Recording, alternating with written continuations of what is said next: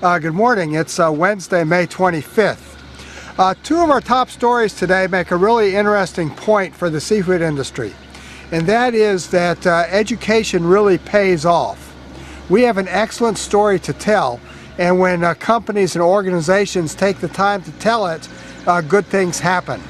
Our top story today is the Monterey Bay Aquarium upgrading trawl-caught Atlantic cod to a good alternative choice. This means that out of the 1.1 million metric tons of Atlantic cod currently harvested, over 900,000 tons are now approved by Monterey Bay. This thing did not come about by accident. Aramark, one of Monterey's big corporate partners, wanted to get a review of cod as the #1 most important species that they felt was currently red listed and should be looked at. What happened was they, working with their supplier Icelandic, brought the Monterey scientists to Iceland. They set up a dialogue with the Marine Institute, and the result of this sort of scientific collaboration has now been an upgrade of trawl-caught Atlantic cod for both Iceland, the Barents Sea, and the Eastern Baltic.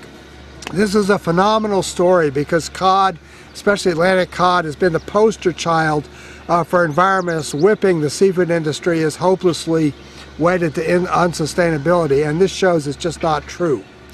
Many of these fisheries are also certified by the Marine Stewardship Council, and in the case of Iceland, by Global Trust.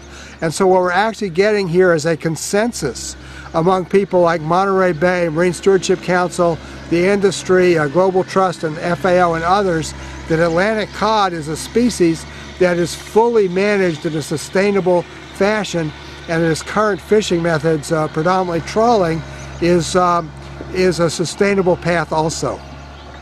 The second point I want to make is about Pangasius in Vietnam.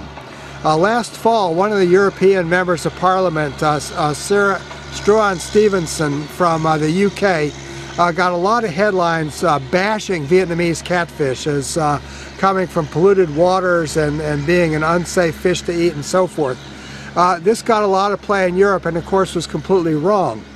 Now, through a lot of hard work on the part of VASEP and working with Jeannie McKnight in Seattle, they convinced Stevenson to take a trip to Vietnam, which he has done, and this week he has completed a report which is totally different than what he had originally thought.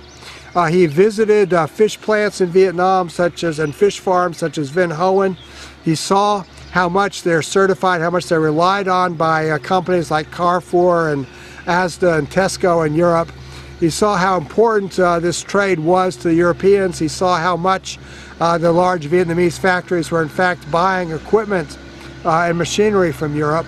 And he came away totally convinced about the world-class hygiene and sustainability and credibility of the Vietnamese Pangasius industry, particularly the export quality industry.